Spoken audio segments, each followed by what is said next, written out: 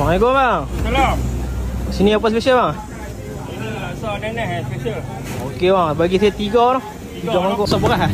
Rasa biasa ya, Biasa. rasa kampit lah. Rasa kapit eh. Ni macam ni portion macam ni RM4 lah.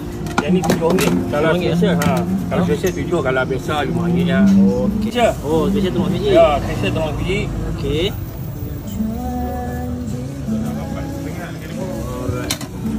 Lepas tu dalam ni ada apa je bahan? Timun. Timun. Okey. Okey. Okey. Okey, bawah. Janggut. Oh ni ucuk janggut eh? Ya, betul janggut. Okey, steady nak mantap ah. Oh ya. Oi.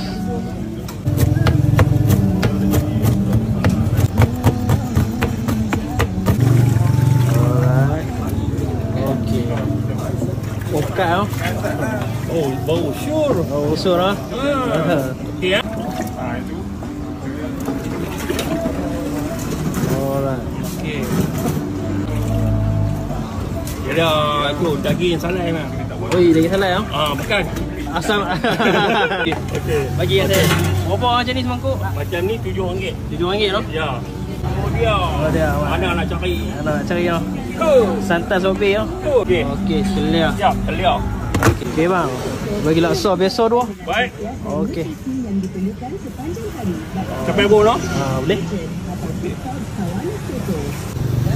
Biasa ada Shampoo tualawan padu saiz besar, penarik air dan okey bang. Ni yang biasa banyak lah. Ya. Tapi daging salai dah lah.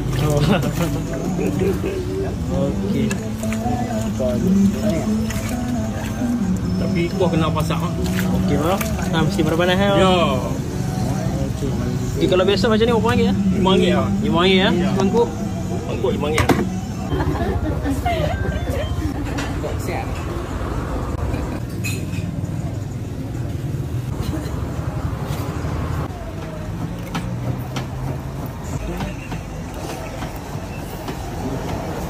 Okey bang, waktu operasi kedai macam mana?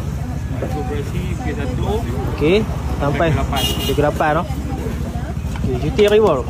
Cuti hari Senin, hari Jumaat. Oh, selang tu. Kadang-kadang hari Senin dia kaji, dia buka. Dah buka tu. Oh. Okey, ni niaga lama mana ni? Saya ambil ni ayah dia lah. Tahun 1974. Oh, lama dah tu. Ya.